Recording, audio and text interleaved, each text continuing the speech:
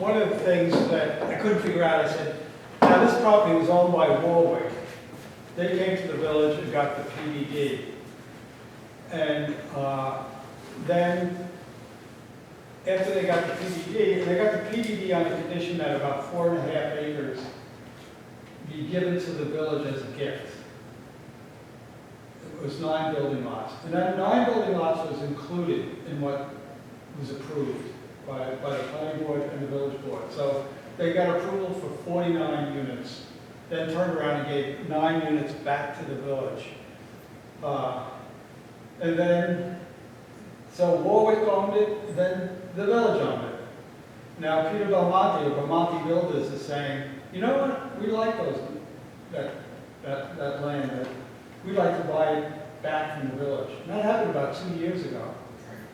So the village sold him.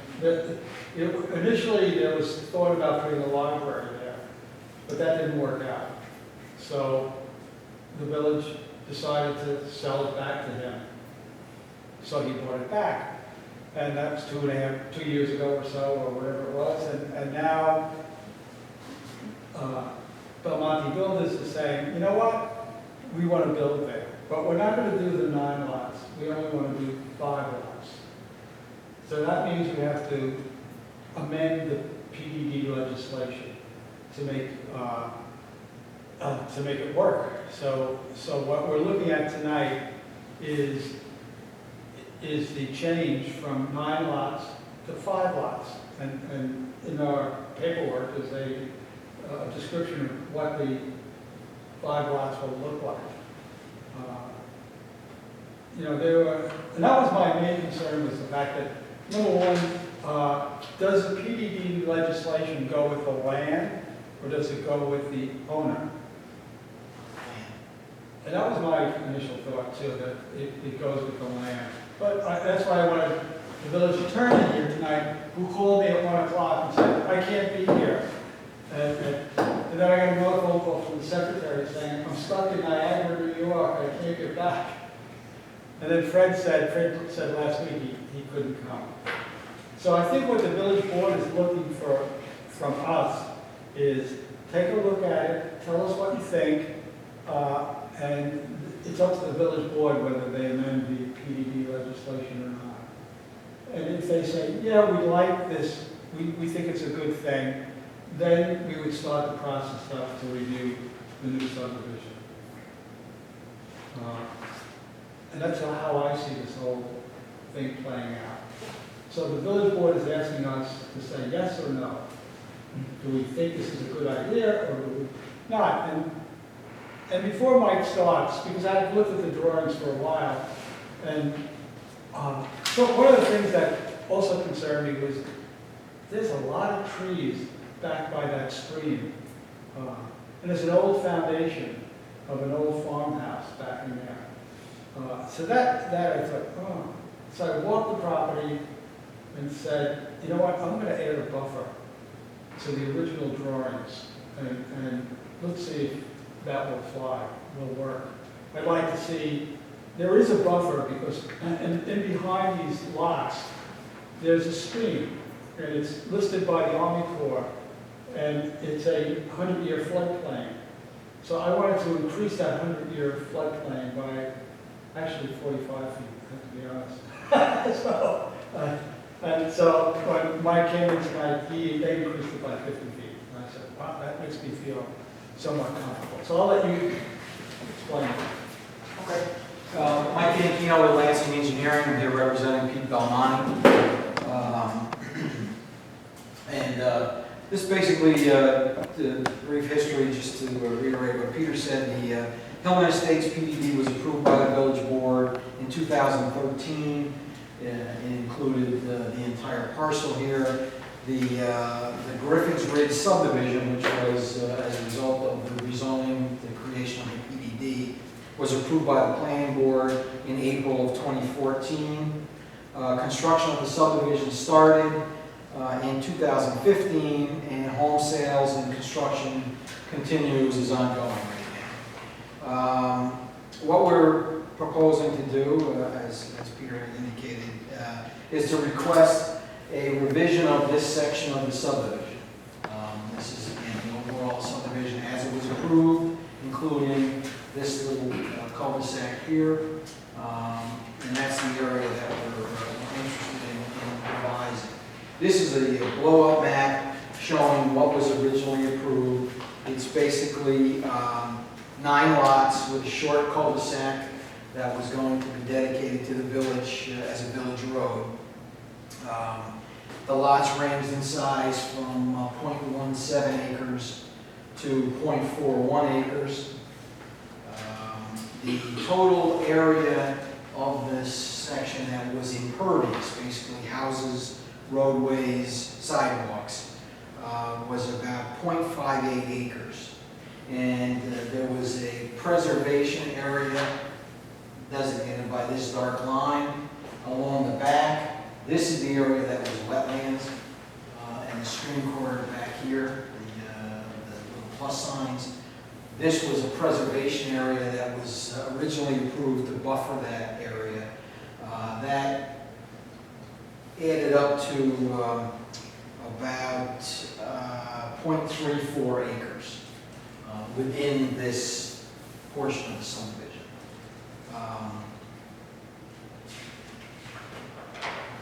Again, 9 lots with a cul-de-sac. What the third sheet that I passed out to everybody basically shows the original underneath with the overlay on top of it. So if you get a comparison of, what was originally approved, as you can see, there's a house back here, here, here, and here, and here that was originally approved, and then what's proposed. Except for this one, everything else is basically pushed forward away from the wetland area. So what we're proposing and requesting of the village board, who we asked the planning board for their opinion, was 5 lots. All of them would have frontage on West Avenue or Village Circle North. These lots range in size from 0.33 acres to 0.76 acres. We eliminate the cul-de-sac, push the houses farther away from the wetland. The total impervious area has been reduced down to 0.35 acres, which is a reduction of about 60%. We've included, as was discussed at the village board meeting, an additional 50 feet of buffer, and that's about another 0.39 acres of area that would be left undisturbed. That brings the total preservation area up to 0.73 acres, almost to 3/4 of an acre, and that's about a 115% increase over what was originally approved.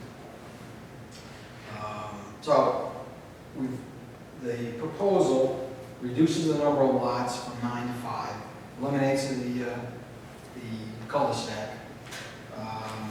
provides additional green space, reduced impervious area. The combination of that should be a slight reduction in the overall runoff, stormwater runoff from this area, which will mean the original stormwater management plan, which is going to be constructed as was originally designed and approved and has been constructed, will be somewhat conservative because we're reducing basically some of the runoff from this area. The lot widths are consistent with, the lot widths and the areas are consistent with and typical with the overall subdivision, and they're consistent with some of the larger lots in other locations in the village. The home models and styles proposed here are the same ones that are in the existing approved subdivision. This footprint, which is a little bit wider footprint, is a ranch footprint. There are 2 of them built already within the subdivision. And the footprint itself is a little bit wider, which is one of the reasons why these larger, wider, slightly wider lots to accommodate those lots there. It's a very popular model with Belmonte builders and they've been trying to find a spot that maybe put some of those in. This would accommodate those lots, those units. We did present this to the village board on the 28th of August. It was at that meeting referred to the planning board for an advisory opinion, a recommendation. Here to answer any other questions, and hopefully the planning board would issue a positive recommendation back to the village board so that they can consider the revisions to the PDD.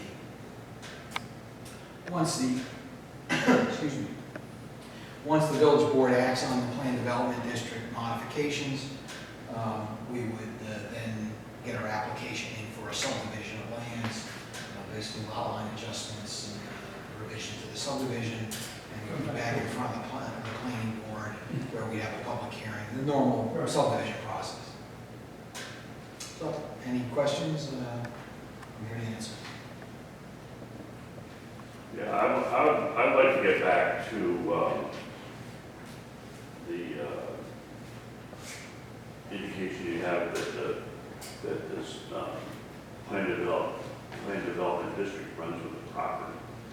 There's been, number one, the plan development district was not signed with Belmont Builders, it was signed with Warwick Development, who is not you. And then this property was sold and or given as a gift. I don't know exactly what the actual arrangement was to the village. So the village had possession of it for a certain period of time. And then it appears that Belmonte Builders bought back essentially the property on a lot-by-lot basis, purchased of each of the 9 lots over there. The other part, just to throw in here, is that some of this buffer area, Belmonte does not own. It's still owned by Warwick Development. I failed to report the actual acreage of that, but they still own it. And there's a note in the tax map that is to be deeded to the village. Correct. Let me address these beginning to end. Number one, when the village board approves a plan development district, regardless of who the applicant is, it's a rezoning of the land that follows the land regardless of who owns it. Plan development districts are often approved for a developer who then turns around and sells the lots or the land itself to a builder. So when the village board changed the zoning to create a plan development district, basically they created a new zone. It's a plan development district zone. And as with any rezoning, regardless of who owns the land, the plan development district zoning goes with the land. That's number one. Going to your last question first. The edge of the land that Warwick still owns is here. It is not these lots, it's these lots. Warwick had agreed as part of the PDD, as part of the condition, to sell that land or to give that land to the village. That sale was never consummated, it was never filed. The village never accepted or never dedicated that. That land was never dedicated. And it was, as I understand it from Mr. Daly, he still owned it, and the village was not interested in it because they were not interested in putting the library on that parcel.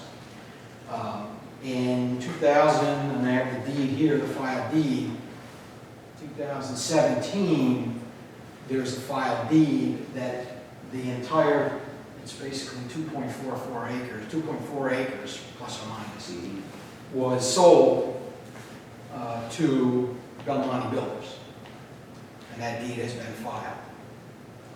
And the tax maps are set up with the cul-de-sac and the 9 lots.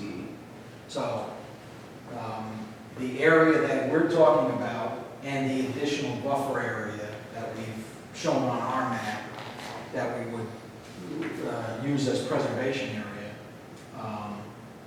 that does belong to and is owned by Belmont Builders at this point, Right. as is the rest of it. And the tax map indicates that $135,000 was paid for those 9 lots, something to that effect.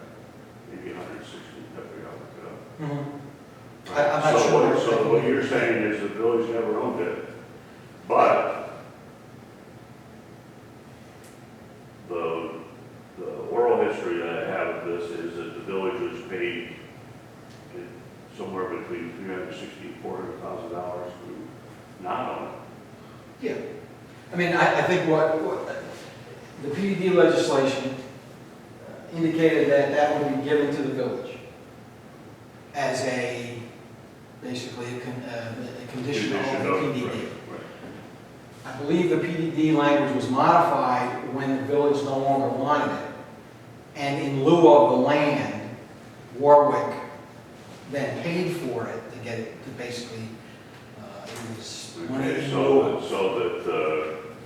that the gift of the property was replaced by the gift of money. Correct.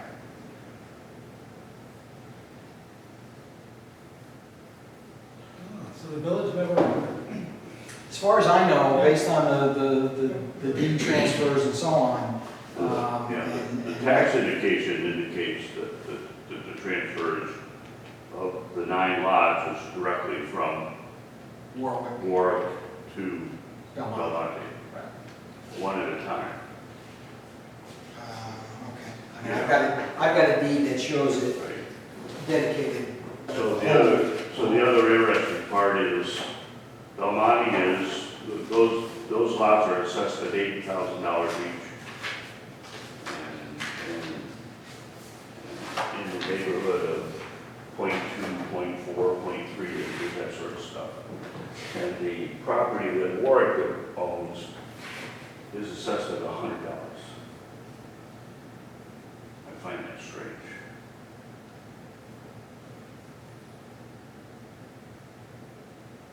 Well, the property that Warwick still owns Right. is the preservation area, the wetlands, the stormwater management area, which has, other than for stormwater management, it has no intrinsic value from an assessment standpoint. Whereas this 2.4 acres has 9 lots in a row, basically, that's approved on it. So the value is significantly higher than what the, So what's your reason, or Belmonte's reason, to go from 9 to 5? Why not sell 9 houses to 5? well, because he's got people who are interested in this ranch model, that he only had 2 lots in the approved subdivision that's been built where he could fit that model because of the narrower lots. But he does have 2, one at that corner and one up at the other corner. Basically, I think this one is that model and this one is that model. And he's had people who are interested in building that model in this subdivision, and he would like to have the opportunity to be able to give them that rather than sending those folks to one of his other subdivisions. So why not modify 2 other adjacent non-built upon lots to get that model? I think he thinks this would work out to his benefit, and he's fine with it.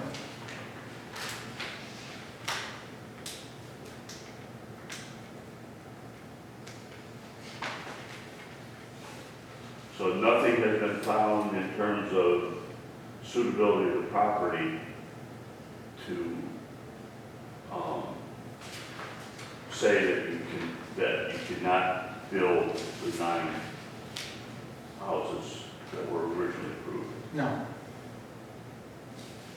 It's just it's a purchaser demand. exactly. He's got people who are interested in that model, and he doesn't have any lots left where that model will fit. To the point where they had taken that model off the listing in the website because they knew they didn't have any lots left where they could fit that model. But approved, he'll add that floor plan back on his website. Why not combine two of the already approved lots on the cul-de-sac to build that model?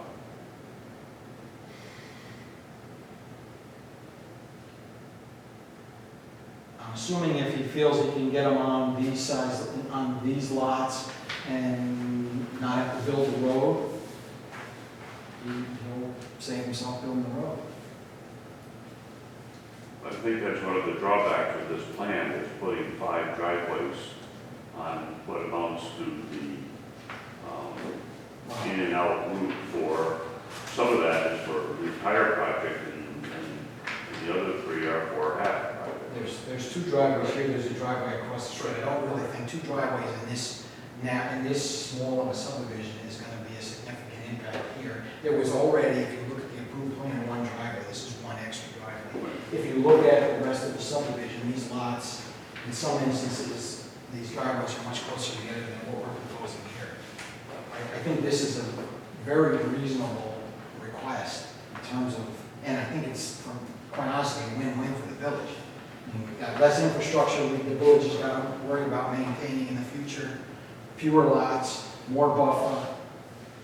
I think this is, I think this is a good proposal.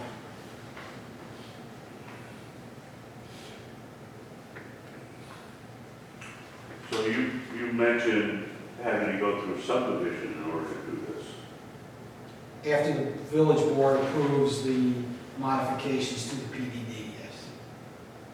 But is that subdivision under our local law? Yeah. You've got to have 5 acres for a major subdivision under our local law. Well, it's a modification of a previously approved subdivision. Well, although previously approved PDD, but that's why I want to know the language, which is the language that applies, because if it's a subdivision, that doesn't qualify as a subdivision under our law. Well, technically, it's a lot line adjustment. Okay? And it's a sub-addition, quite honestly, because we're eliminating lots. But,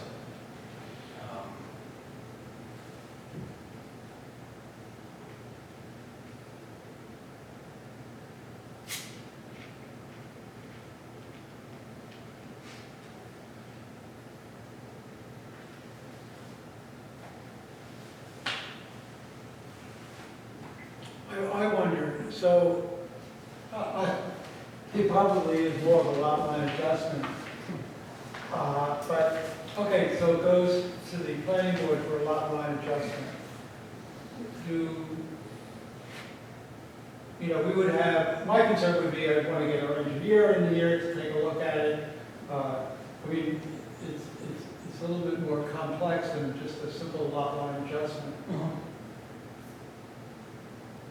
but it's actually much less complex than what was originally Oh, yeah, approved. oh, most definitely.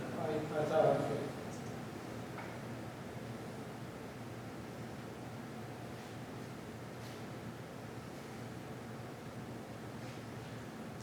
So it'll come back, goes to the road board, never come back to us with more detail. So- Right. We would have, in the end, we would have to approve the lot line adjustment, and we'd look at the water situation, we'd look at, everything else we would look at with the development.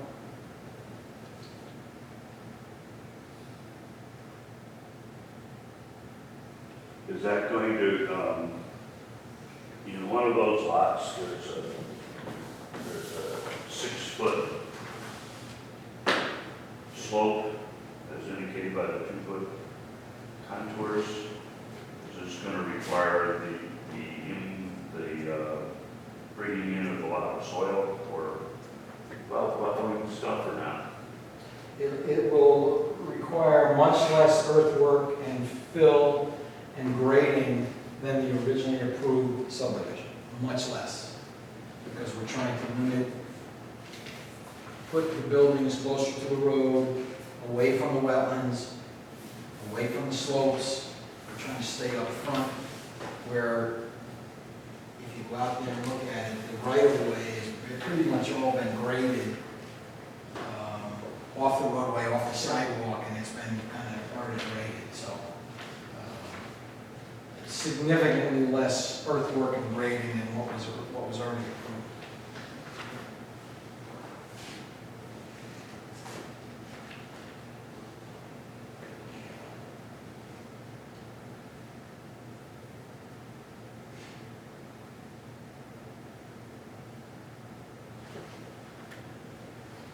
Again, I looked at this and said, well, I like the idea of 5 lots rather than 9 lots.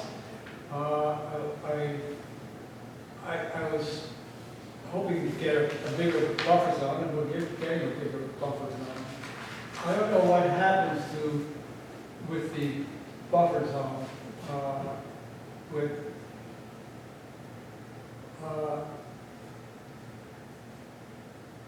that goes with the homeowner.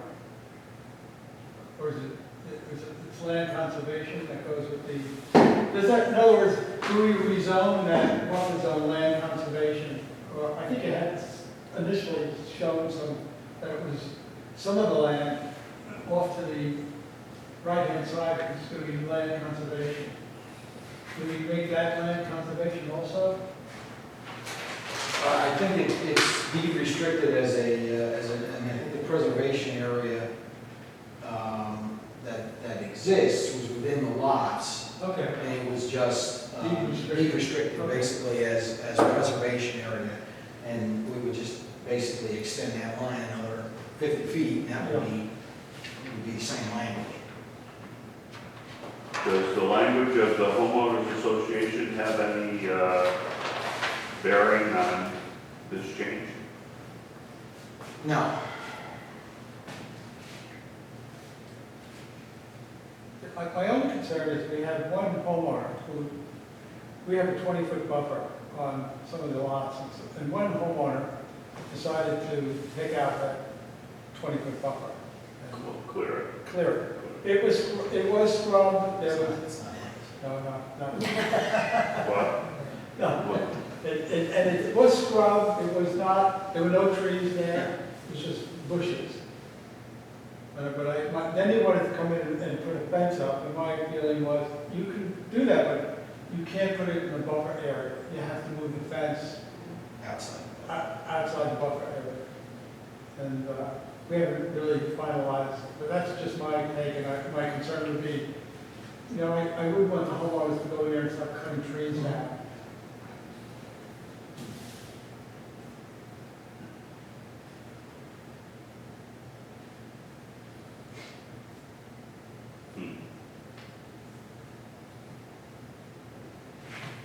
And the other, just as a resident of that area, that as you come in west, you go by the mailboxes, you really see there's woods.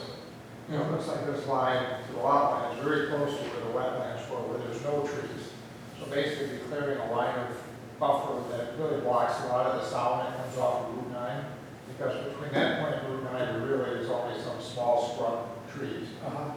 So basically right in here, and I think that's the kind of thing that sort of what we do in the entire neighborhood. I'm not that close to it, so it probably busts me, but certainly other people, that's one of the issues about maintaining some level of buffer at that point. I don't know where that exactly where that line is, in terms of where the trees start and where they don't. If there's a line of trees or of some substance, and that's fine, but like I said, you're afraid you come right down to the where there's wetland there, and you lose that sound barrier there, so.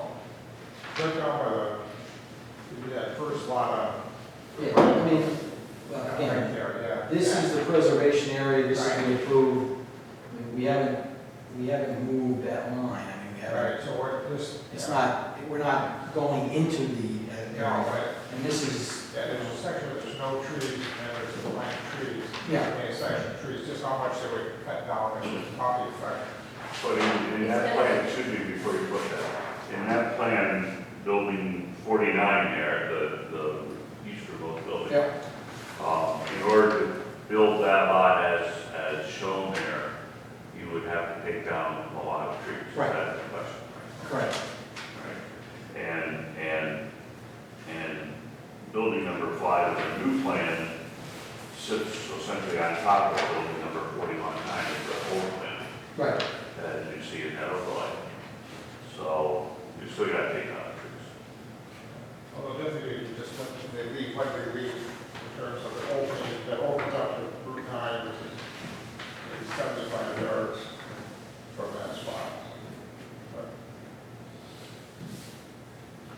But overall, I don't, No in changes. terms of the driveways, I I mean, I live there, there's nobody looking there, so now that they're more, I'd say the traffic is pretty light. I don't see two major issues other than what you would expect from that many more houses.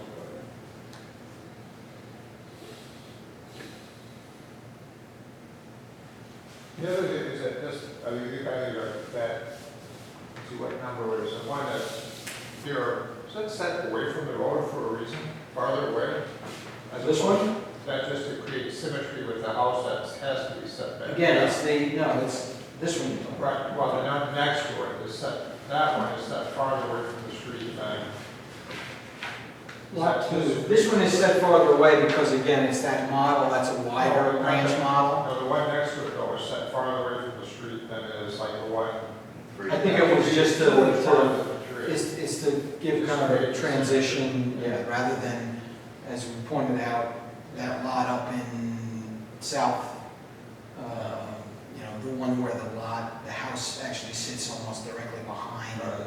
faces it. So I think what we were trying to depict here is, if this one needs to be back because of the width of that model, we would want to transition back so that we don't end up with that same thing. But again, if somebody decides that this is a different model in this location, then, we probably. I would have a push that house, that access road runs there, so that house is gonna be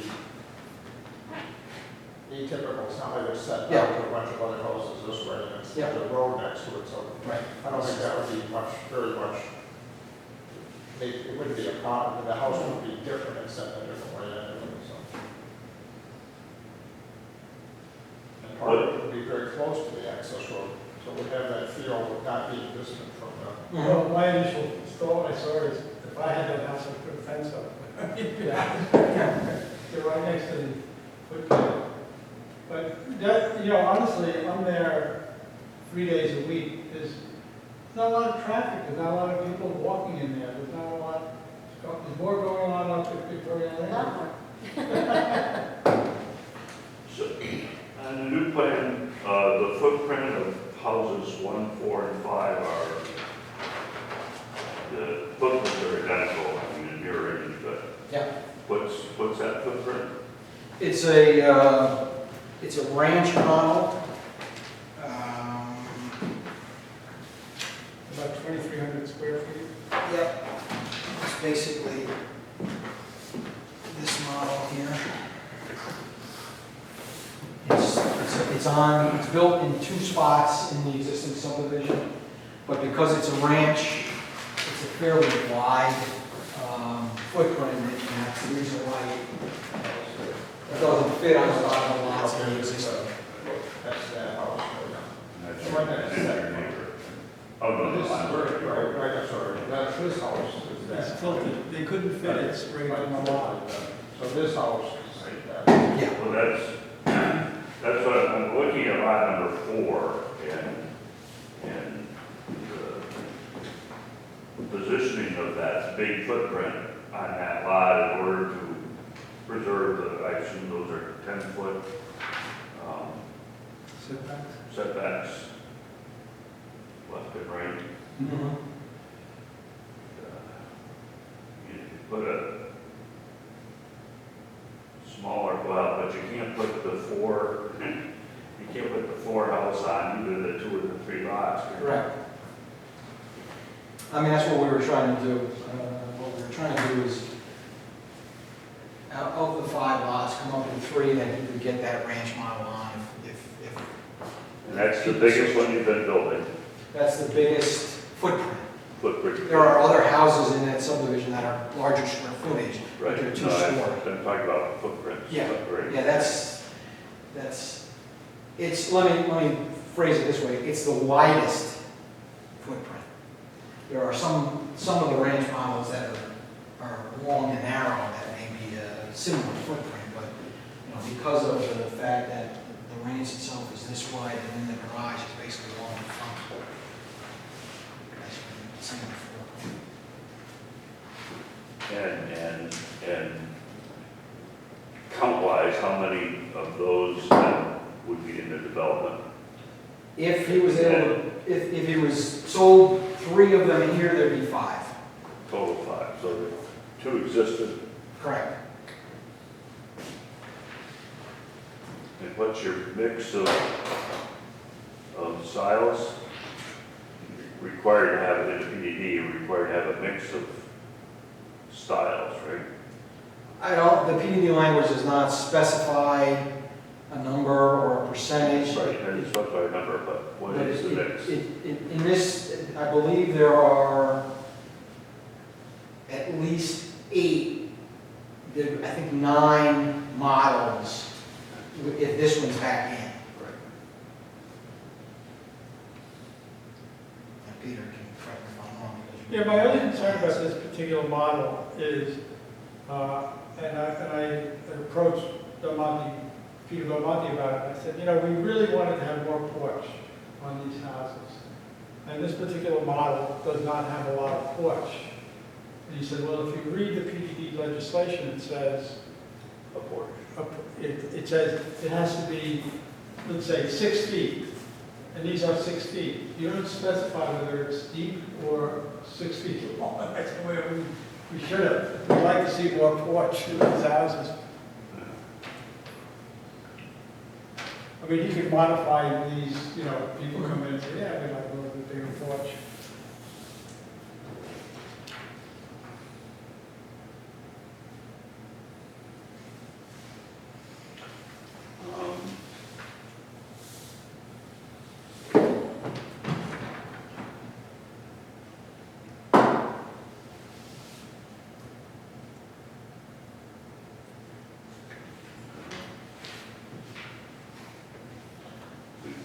We want a motion tonight, we have a recommendation to the village board about acceptance or not. Yeah, that's what we're looking for.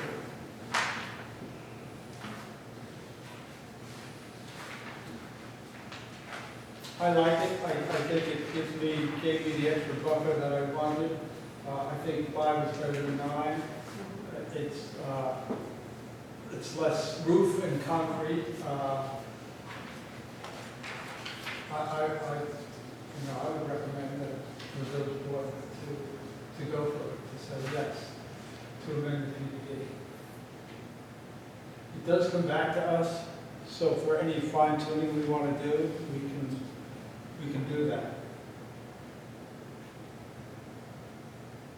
like it too. You're having less driveways, less cars going through.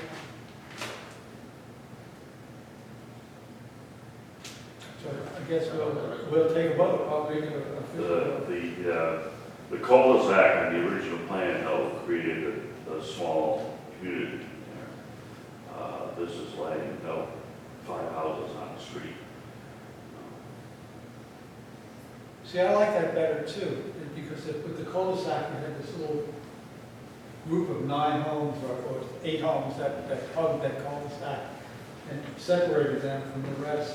Now I feel like they're more a part of I agree. the total development. I think it's also going to be easier for the snowplow. Oh, yeah.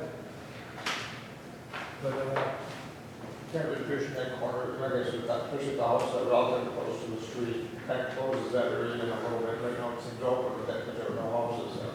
So I kind of think it does kind of bring up the rest of the neighborhood and just bring the whole neighborhood closer, bigger, different feel. Sort of just driving off into another section, I feel. so I make a motion, I think I can make a motion. I guess you can. I'll make a motion that we give the thumbs up or say yes to the village board that we think it's a good thing. I'll second. Any discussion? Okay. Yes? Yes?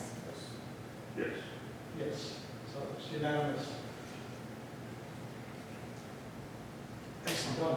Thank you very much. Yeah. I'll leave those with you, the extra copies, in case anybody. See you when, we have Yeah, I don't the know. chief over there. Yeah. Quickly I make think it back. you would set that with Kim, call the office, let Kim say what we on the agenda. For the town board, or the village board? Village board, which Yep. I think is next week. I'm not sure, but I think it is. Yes. Has nothing to do with this. Sure. Skip wants to know about that bike path. When is it going to be open? Going, where we can. Have you heard anything? I thought it was open already. No, we rode down there 2 weeks ago. Which section are you talking about? Well, we go all the way down that way, going towards, Coons Corner. No, Coons Crossing. Coons Corner.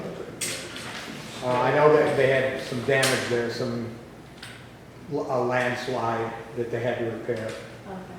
I will ask Jason right now. I appreciate it, because we Pave it all got the way riding our bikes down there. Pardon? Yeah, pave it all the way up there, Coons Crossing. They did. From Mechanical, I know they